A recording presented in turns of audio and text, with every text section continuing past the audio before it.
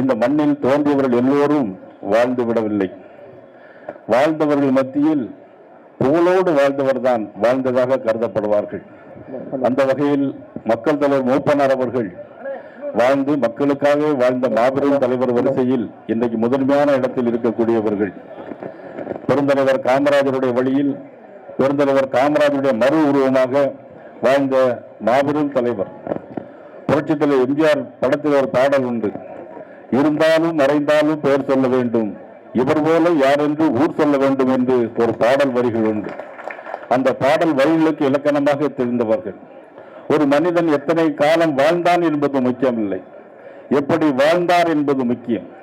ஆக தனக்கென ஒரு பாணியை வளர்த்து கொண்டு மக்களுக்காக வாழ்ந்த மாபெரும் தலைவர் ஐயா மக்கள் தலைவர் அவர்கள் என்பதை நாம் அனைவரும் நினைவு கொள்வதோடு அவர்களுடைய வழியிலே நாம் அனைவரும் வாழ வேண்டும் என்று என்னுடைய வேண்டுகோளை வைத்து வருகிற 2026 தேர்தலில் நாம் அனைவரும் ஒன்றுபட்டு நாம் இந்த ஆட்சியை, திமுக ஆட்சியை வீட்டுக்கு விரட்டி தேசிய ஜனநாயக கூட்டணியுடைய ஆட்சியை கொண்டு வர வேண்டும் என்று